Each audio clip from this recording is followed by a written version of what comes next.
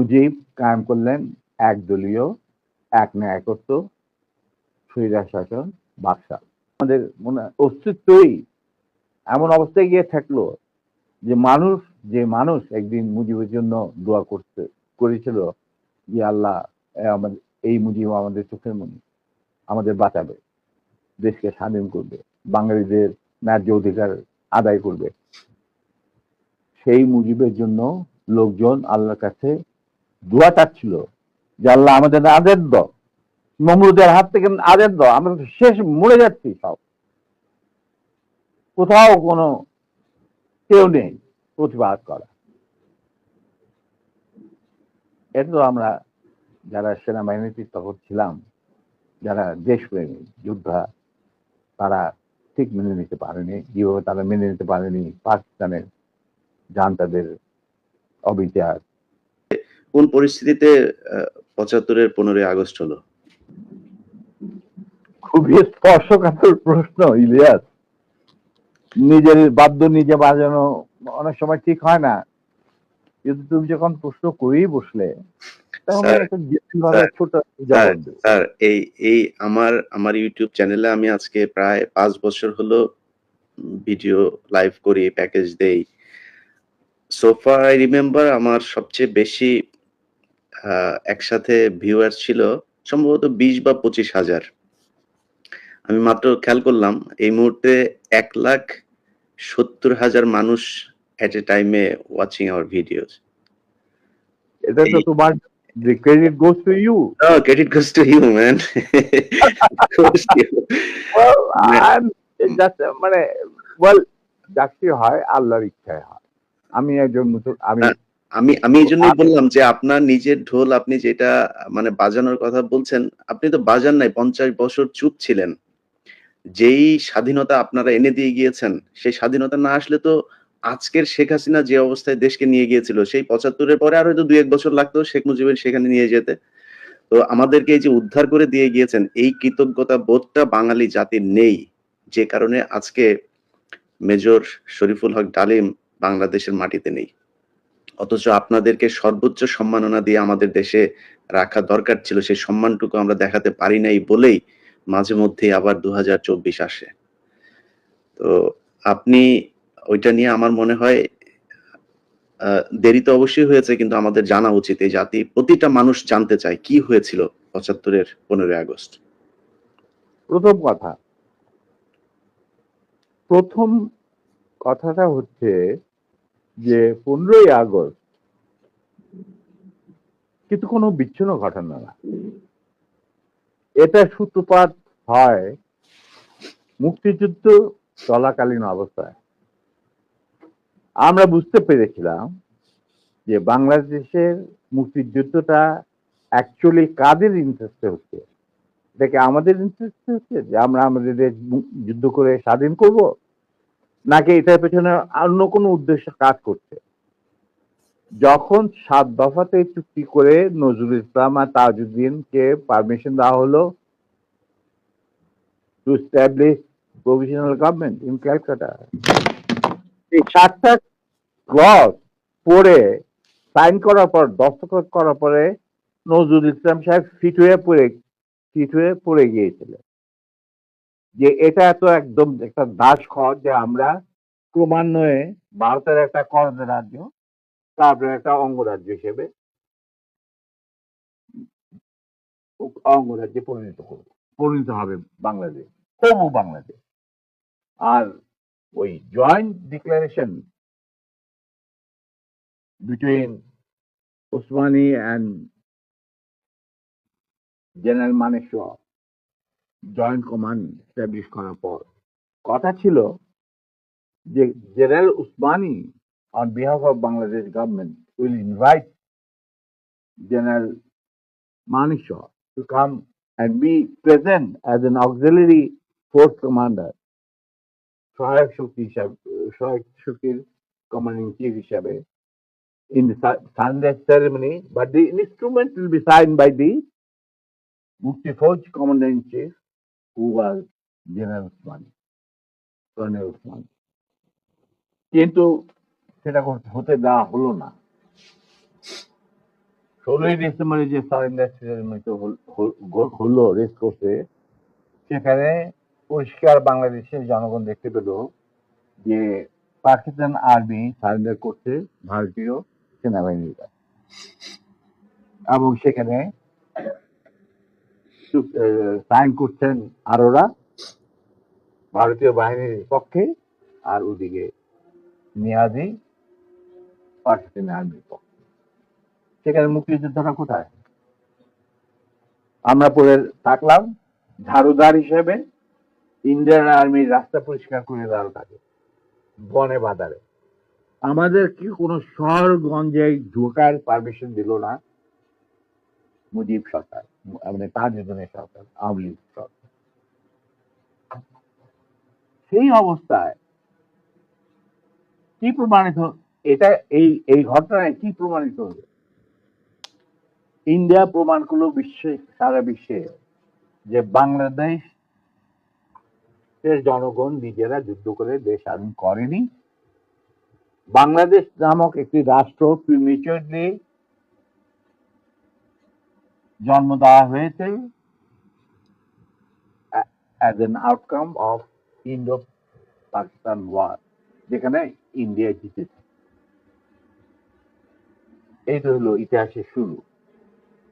তারপর মুজিবকে যখন ছাড়া হলো, কিন্তু কিছুই জানতো না যে দেশ স্বাধীন হয়েছে, কোন মুক্তি ফৌজ বলে কিছু ছিল, হাজার হাজার লোক দেশচ্যুত হয়েছে, প্রাণ হারিয়েছে, কি জানতো? সে তাকে যখন ছেড়ে দেওয়া হলো, তখন ইন্দিরা গান্ধী তাকে পাকিস্তানে ফোন করে বলল যে ফোন করলো মুজিব, ফোন করে বললো যে আমি দেশে ফিরে যাচ্ছি। তখন ইন্দিরা গান্ধী বলল, যাওয়ার আগে আপনার সাথে দেখা করে আমি আপনাকে কিছু কথা জানতে চাই। তো তখন ইন্দিরা গান্ধী বললো, কিছু কথা তো জানাবেন, আপনি ফোন না করলে আমি আপনাকে ফোন করতাম, আপনাকে ঢাকায় সরাসরি আপনি যাবেন না, আপনি নয়াদিল্লি হয়ে যেতাম।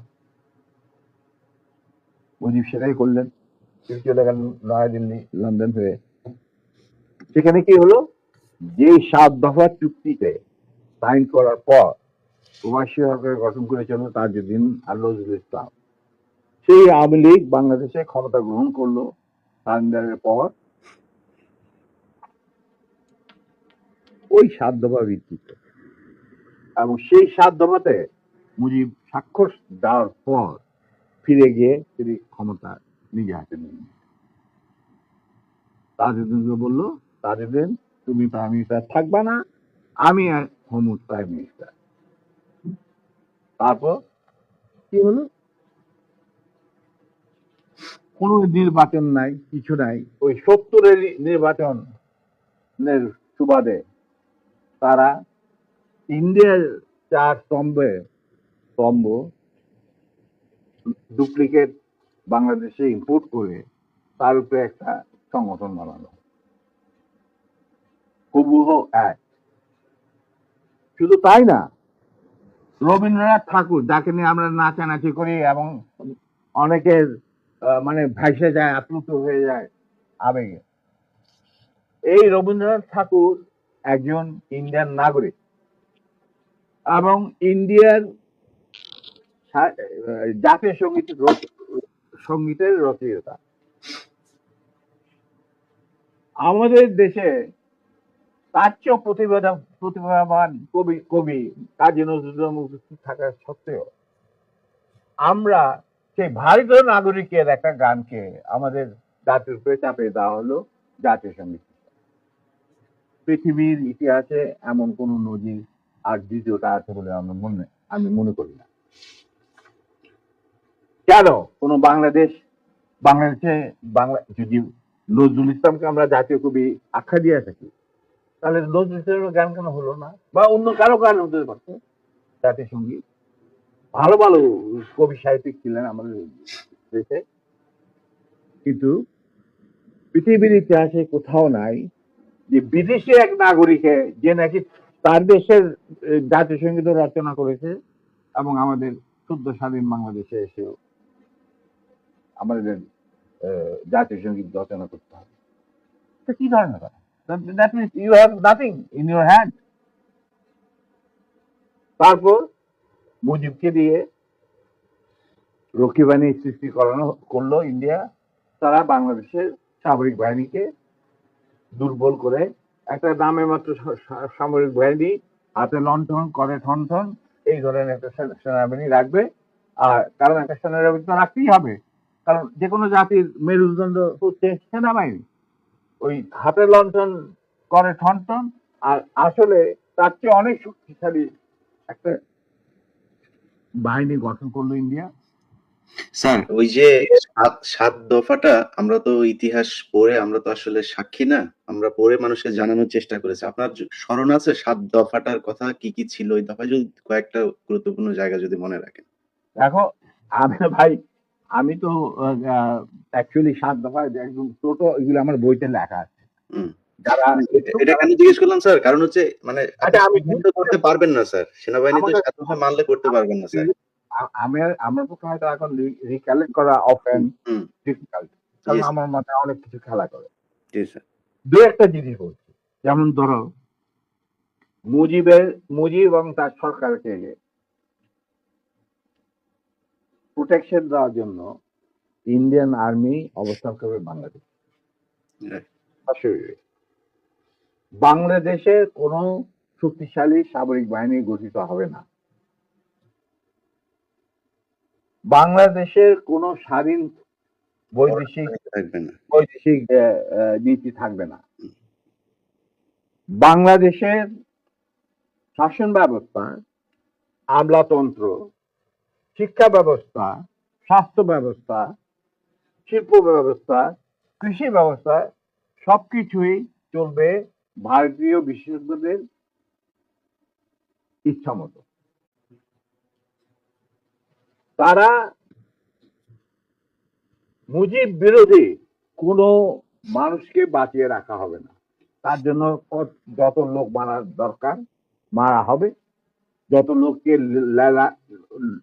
লুলা ল্যাংড়া করা হবে, চক্ষু তুলে নেওয়া হবে, মেয়েদের ইজ্জত লুণ্ঠন করা হবে, কোনো সমস্যা নেই। এইভাবে প্রতিপক্ষের উপর ঝাঁপিয়ে পড়ায় 40,000-এরও বেশি লোক মারা গেছে, সেটা সবাই জানে, প্রথম থেকে আসছে। তারপর তোমার আমরা একটা করদ রাজ্যে পরিণত হয়ে গেলাম। কিন্তু সমস্যা দেখা দিল যে বাংলাদেশের মাটিতে যদি যে ইন্ডিয়ান সোলজাররা অবস্থান নেয়, তাহলে বিদেশ থেকে কোনো দেশেই বাংলাদেশকে স্বীকৃতি দিতে রাজি না। কারণ পাকিস্তান ইতিমধ্যে সিকিউরিটি কাউন্সিল থেকে একটা আইন পাস করে নিল যে বাংলাদেশে কে নিয়ন্ত্রণ করতে ভারত, তাদের সেনাবাহিনীর মাধ্যমে, মুজিব সরকারের মাধ্যমে। অতএব এটা একটা ডিসপিউটেড টেরিটরি, এটা একটা স্বাধীন দেশ নয়। তাই আপনারা স্বাধীন কিভাবে রিকগনাইজ করবেন মুজিবের সরকারকে? এরপর এই অবস্থায় ইন্দিরা গান্ধী পড়ল মুসিবত, তো আজ মুজিব সরকার। তখন ইন্ডিয়ান সরকার ডিসাইড করলো যে ঠিক আছে, আমাদের সোলজার আমরা ফেরত নিয়ে আসবো, তার পরিবর্তে আমরা জাতীয় রক্ষী বাহিনী বানিয়ে তাই করা হলো। তো যে কাজটা ইন্ডিয়ান আর্মি করছিল সেটা পরে জাতীয় রক্ষী বাহিনী করলো। আর কি ধরনের অত্যাচার, অবিচার, কি ধরনের মানে হত্যাযজ্ঞ, গুম খুন এবং অনাচার অবিচার মুজিব সরকার করছিল, সেটা খতিয়ান তো তুমি আমাকে ভালো জানবে। অনেকে এই বিষয়ে লিখেছেন, সাহসী যারা তারা লিখে গেছেন, আমিও কিছুটা লিখেছি। সেখানেই শেষ হলো না। তারপর দেখা গেল যে সেই সূতিকাগার থেকে মুজিব কায়েম করলেন একদলীয়, এক ন্যায়কত্ব, স্বৈরাচার শাসন, বাকশাল, এবং নিজেকে তিনি আজীবন রাষ্ট্রপতি হিসেবে ঘোষণা দেবেন সিদ্ধান্ত না হলো। এই বাকশালের মেম্বার সবাই সেই বাকশাল করার পর মুজিবের শক্তি বেড়ে গেল, তার নিষ্ঠুরতা এমন অসহনীয় পর্যায়ে চলে গেল। ইলিয়াস লুটপাট, মার ধর, চোরাচালান, তার নকল টাকা ছাপানো ভারত থেকে, এই সমস্ত মানে একটা আমাদের মনে অস্তিত্বই এমন অবস্থায় গিয়ে থাকলো যে মানুষ একদিন মুজিবের জন্য দোয়া করেছিল যে আল্লাহ, আমাদের এই মুজিব আমাদের চোখের মনি, আমাদের বাঁচাবে, দেশকে স্বাধীন করবে, বাঙালিদের ন্যায্য অধিকার আদায় করবে। সেই মুজিবের জন্য লোকজন আল্লাহর কাছে দোয়া চাচ্ছিল যে আল্লাহ আমাদের আদের দাও, নমরুদের হাত থেকে আদের দাও, আমরা শেষ মরে যাচ্ছি সব, কোথাও কোনো কেউ নেই প্রতিবাদ করা।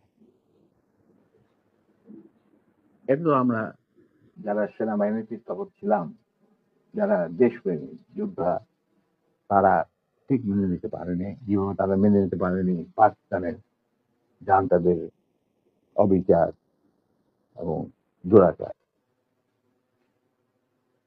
এরই পরিপ্রেক্ষিতে তাদের নেতৃত্বে সংগঠিত হয় একটা সেনা বিপ্লব। অনেকে বলে মুজিবকে মারা হলো কেন? মুজিব তো মারা যায় নাই, মুজিব নিহত হয়েছে একটা সেনা অভ্যুত্থানের ঘটাকালে। সেনা অভ্যুত্থান তো আর খালি হাতে মার্বেল খেলে না, ওখানে দুই পক্ষ থেকেই গোলাগুলি হয় এবং হতাহত হয় দুই পক্ষে। যেমন মুজিবের পক্ষের কিছু লোক মারা গেল, সেভাবে বিপ্লবীদের, সেনা অভ্যুত্থানকারী বিপ্লবীদের তরফ থেকে কিছু লোক প্রাণ হারায়। এটাই বাস্তবতা। কিন্তু তারা বিজয়ী হয়ে গেল, বিপ্লবীরা বিজয়ী হলো, তারা ক্ষমতা তাদের নিজে হাতে নিয়ে নিল। স্বতঃস্ফূর্ত ভাবে ইলিয়াস ঘোষণাটা অবশ্য আমি দিয়েছিলাম, স্বতঃস্ফূর্ত ভাবে মুজিবের সেই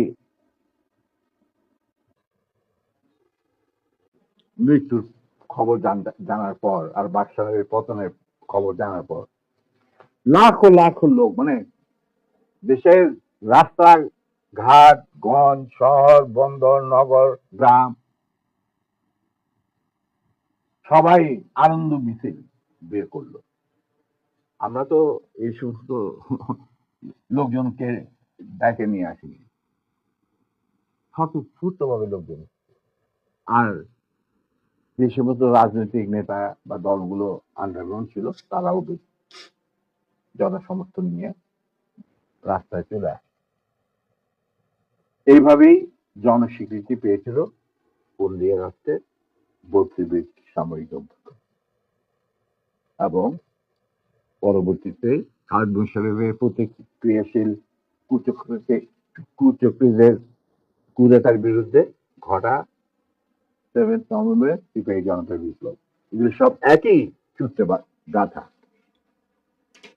তো আমি বলবো যে আমাদের ফার্স্ট রিপাবলিক ছিল, ফ্রান্স রেভলিউশনের পরিপ্রেক্ষিতে বলছি, ফার্স্ট রিপাবলিক ছিল 71 মুক্তিযুদ্ধ, তারই ধারাবাহিকতায় হয়েছে 75 আগস্ট বিপ্লব, তারই ধারাবাহিকতায় থার্ড রিপাবলিক হয়েছে 1924 সালের ছাত্র জনতার গণ অভ্যুত্থান।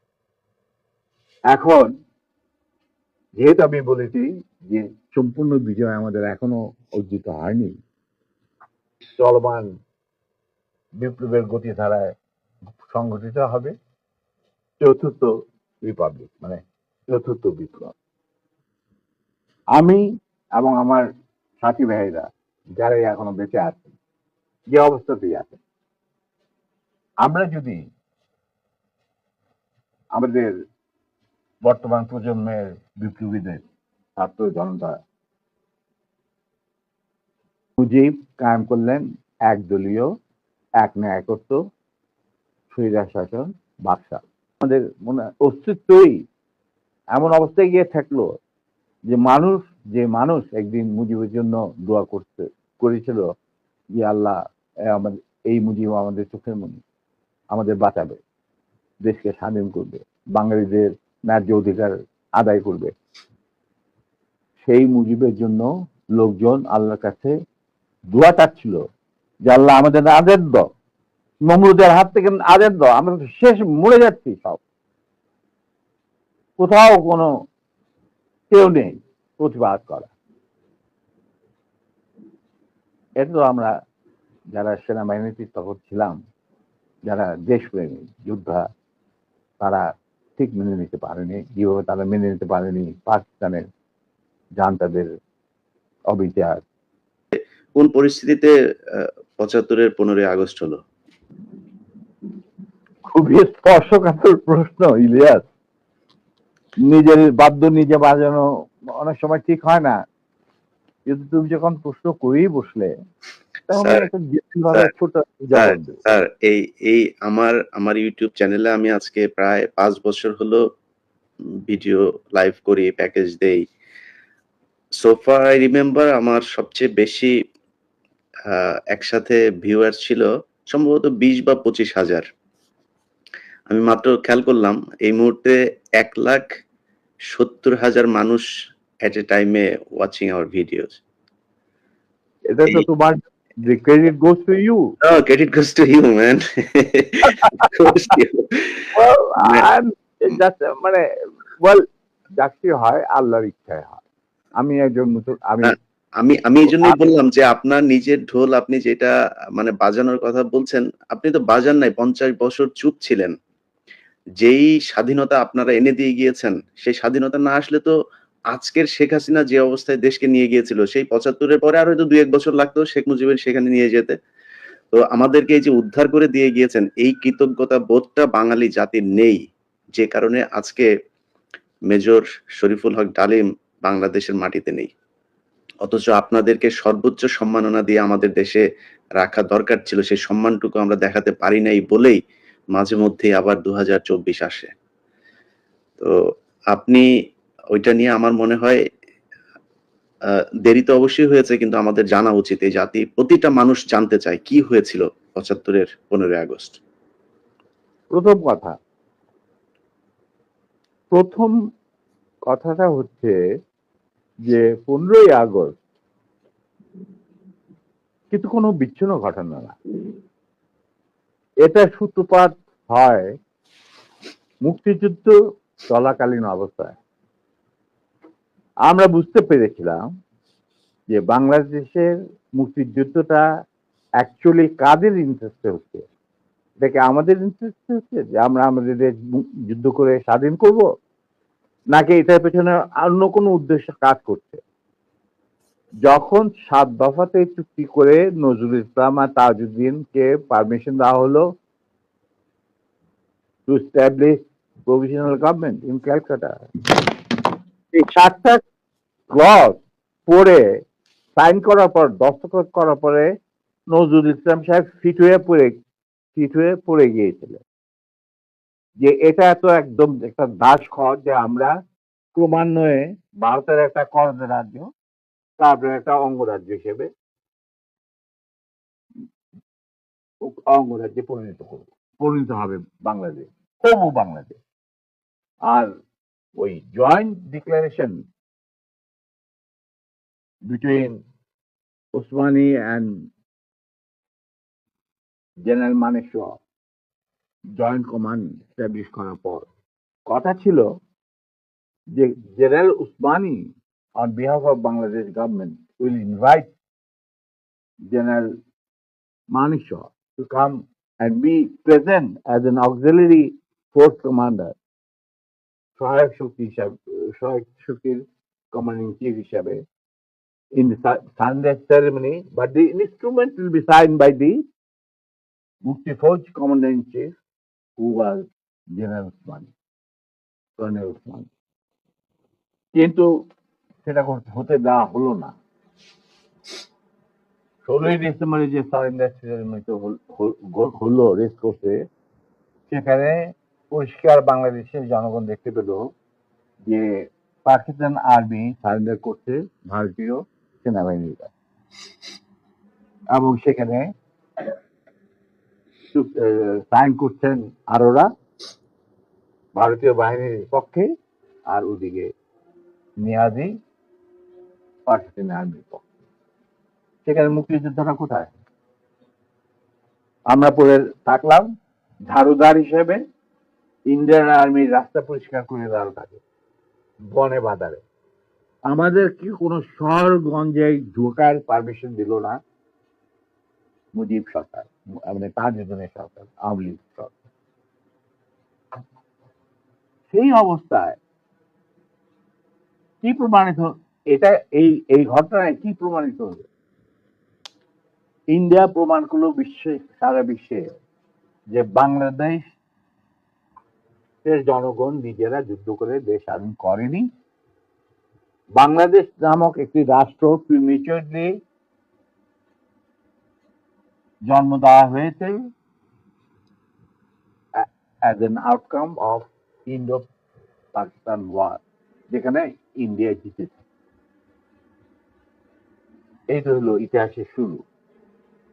তারপর মুজিবকে যখন ছাড়া হলো, কিন্তু কিছুই জানতো না যে দেশ স্বাধীন হয়েছে, কোন মুক্তি ফৌজ বলে কিছু ছিল, হাজার হাজার লোক দেশ হয়েছে, প্রাণ হারিয়েছে, কি জানতো?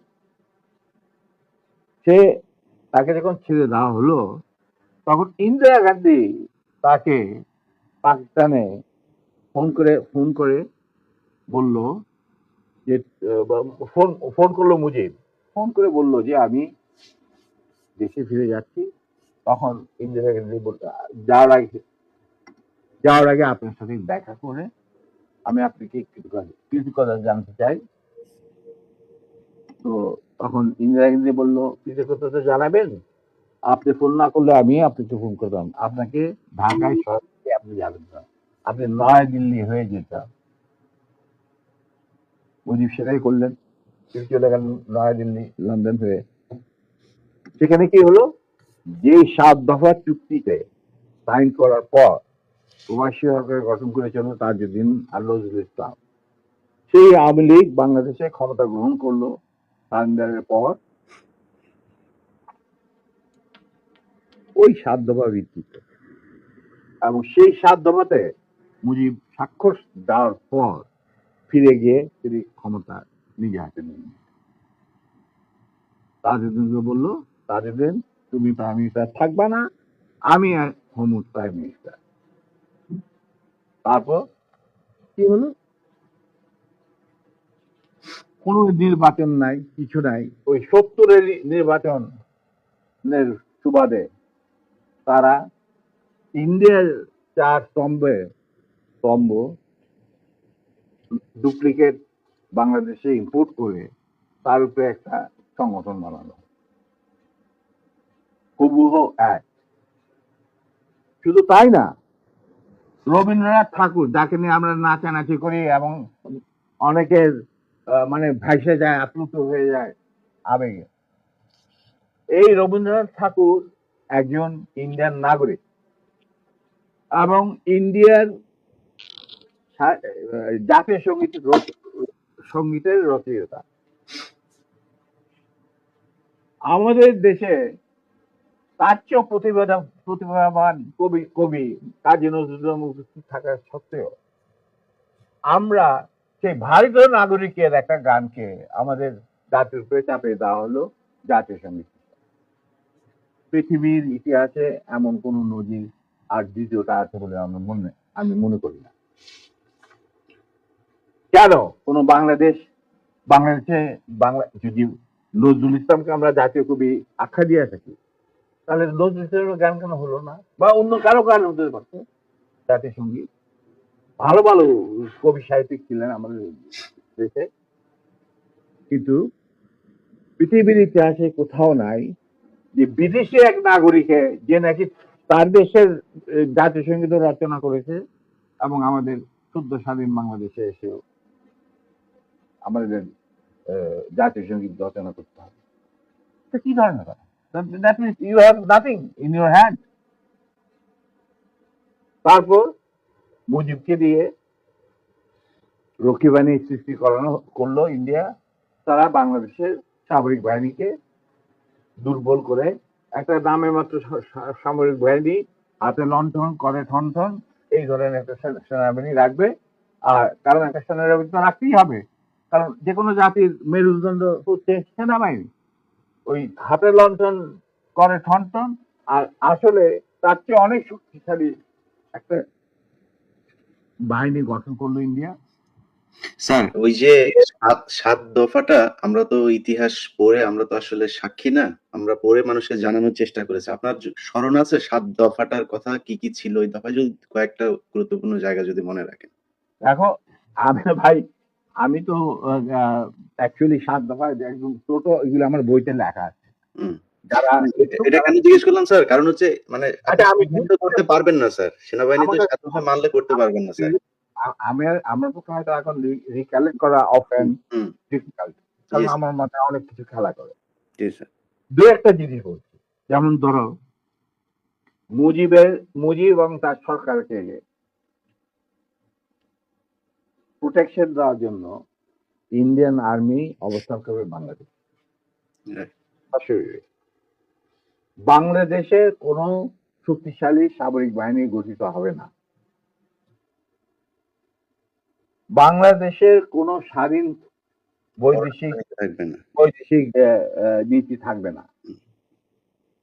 বাংলাদেশের শাসন ব্যবস্থা, আমলাতন্ত্র, শিক্ষা ব্যবস্থা, স্বাস্থ্য ব্যবস্থা, শিল্প ব্যবস্থা, কৃষি ব্যবস্থা সবকিছুই চলবে ভারতীয় বিশেষজ্ঞদের ইচ্ছা মতো। তারা মুজিব বিরোধী কোনো মানুষকে বাঁচিয়ে রাখা হবে না। তার জন্য যত লোক মারা দরকার মারা হবে, যত লোককে লুলা ল্যাংড়া করা হবে, চক্ষু তুলে নেওয়া হবে, মেয়েদের ইজ্জত লুণ্ঠন করা হবে, কোনো সমস্যা নেই। এইভাবে প্রতিপক্ষের উপর ঝাঁপিয়ে পড়ায় ৪০,০০০-এরও বেশি লোক মারা গেছে, সেটা সবাই জানে, প্রথম থেকে আসছে। তারপর তোমার আমরা একটা করদ রাজ্যে পরিণত হয়ে গেলাম। কিন্তু সমস্যা দেখা দিল যে বাংলাদেশের মাটিতে যদি যে ইন্ডিয়ান সোলজাররা অবস্থান নেয়, তাহলে বিদেশ থেকে কোনো দেশেই বাংলাদেশকে স্বীকৃতি দিতে রাজি না, কারণ পাকিস্তান ইতিমধ্যে সিকিউরিটি কাউন্সিল থেকে একটা আইন পাস করে নিল যে বাংলাদেশে কে নিয়ন্ত্রণ করতে ভারত তাদের সেনাবাহিনীর মাধ্যমে, মুজিব সরকারের মাধ্যমে। অতএব এটা একটা ডিসপিউটেড টেরিটরি, এটা একটা স্বাধীন দেশ নয়। তাই আপনারা স্বাধীন কিভাবে রিকগনাইজ করবেন মুজিবের সরকারকে? এরপর এই অবস্থায় ইন্দিরা গান্ধী পড়ল মুসিবত, তো আজ মুজিব সরকার। তখন ইন্ডিয়ান সরকার ডিসাইড করলো যে ঠিক আছে, আমাদের সোলজার আমরা ফেরত নিয়ে আসবো, তার পরিবর্তে আমরা জাতীয় রক্ষী বাহিনী বানিয়ে, তাই করা হলো। তো যে কাজটা ইন্ডিয়ান আর্মি করছিল সেটা পরে জাতীয় রক্ষী বাহিনী করলো। আর কি ধরনের অত্যাচার, অবিচার, কি ধরনের মানে হত্যাযজ্ঞ, গুম খুন এবং অনাচার অবিচার মুজিব সরকার করছিল, সেটা খতিয়ান তো তুমি আমাকে ভালো জানবে। অনেকে এই বিষয়ে লিখেছেন, সাহসী যারা তারা লিখে গেছেন, আমিও কিছুটা লিখেছি। সেখানেই শেষ হলো না। তারপর দেখা গেল যে সেই সূতিকাগার থেকে মুজিব কায়েম করলেন একদলীয়, এক ন্যায়কত্ব, স্বৈরাচার শাসন, বাকশাল, এবং নিজেকে তিনি আজীবন রাষ্ট্রপতি হিসেবে ঘোষণা দেবেন সিদ্ধান্ত না হলো। এই বাকশালের মেম্বার সবাই। সেই বাকশাল করার পর মুজিবের শক্তি বেড়ে গেল, তার নিষ্ঠুরতা এমন অসহনীয় পর্যায়ে চলে গেল, ইলিয়াস, লুটপাট, মার ধর, চোরাচালান, নকল টাকা ছাপানো ভারত থেকে, এই সমস্ত মানে একটা আমাদের অস্তিত্বই এমন অবস্থায় গিয়ে থাকলো যে মানুষ একদিন মুজিবের জন্য দোয়া করেছিল যে আল্লাহ, আমাদের এই মুজিব আমাদের চোখের মণি, আমাদের বাঁচাবে, দেশকে স্বাধীন করবে, বাঙালিদের ন্যায্য অধিকার আদায় করবে। সেই মুজিবের জন্য লোকজন আল্লাহর কাছে দোয়া চাচ্ছিল যে আল্লাহ আমাদের আদেশ দাও, নমরুদের হাত থেকে আদেশ দাও, আমরা শেষ মরে যাচ্ছি সব, কোথাও কোনো কেউ নেই প্রতিবাদ করা। এটা তো আমরা যারা সেনাবাহিনীর পৃষ্ঠপোষক ছিলাম, যারা দেশপ্রেমী যোদ্ধা, তারা ঠিক মেনে নিতে পারেনি। যেভাবে তারা মেনে নিতে পারেনি পাকিস্তানের জান্তাদের অবিচার এবং দুরাচার। এরই পরিপ্রেক্ষিতে তাদের নেতৃত্বে সংগঠিত হয় একটা সেনা বিপ্লব। অনেকে বলে মুজিবকে মারা হলো কেন? মুজিব তো মারা যায় নাই, মুজিব নিহত হয়েছে একটা সেনা অভ্যুত্থানের ঘটাকালে।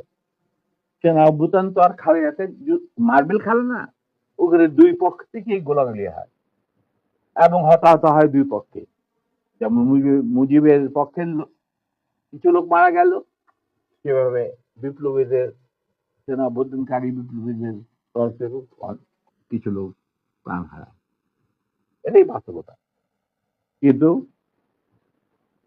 তারা বিজয়ী হয়ে গেল, বিপ্লবীরা বিজয়ী হলো, তারা ক্ষমতা তাদের নিজে হাতে নিয়ে নিল স্বতঃস্ফূর্ত ভাবে। ইলিয়াস ঘোষণাটা অবশ্য আমি দিয়েছিলাম, স্বতঃস্ফূর্ত ভাবে মুজিবের সেই মৃত্যুর খবর জানার পর আর বাকশালের পতনের খবর জানার পর লাখো লাখো লোক, মানে দেশের রাস্তা ঘাট, গঞ্জ, শহর, বন্দর, নগর, গ্রাম, সবাই আনন্দ মিছিল বের করলো। আমরা তো এই সমস্ত লোকজনকে ডেকে নিয়ে আসিনি, স্বতঃস্ফূর্ত ভাবে লোকজন। আর যে সমস্ত রাজনৈতিক নেতা বা দলগুলো আন্ডারগ্রাউন্ড ছিল, তারাও জনসমর্থন নিয়ে রাস্তায় চলে আসে। এইভাবেই জনস্বীকৃতি পেয়েছিল হলদিয়া রাষ্ট্রে বর্তমান সামরিক অভ্যুত্থান। এবং পরবর্তীতে খালেদ মোশাররফের প্রতিক্রিয়াশীল কুচক্রীদের কুদেতার বিরুদ্ধে ঘটা 7 নভেম্বর সিপাহী জনতা বিপ্লব, এগুলো সব একই সূত্রে গাথা। তো আমি বলবো যে আমাদের ফার্স্ট রিপাবলিক ছিল, ফ্রান্স রেভলিউশনের পরিপ্রেক্ষিতে বলছি, ফার্স্ট রিপাবলিক ছিল 71 মুক্তিযুদ্ধ, তারই ধারাবাহিকতায় হয়েছে 75 আগস্ট বিপ্লব, তারই ধারাবাহিকতায় থার্ড রিপাবলিক হয়েছে 1924 সালের ছাত্র জনতার গণ অভ্যুত্থান।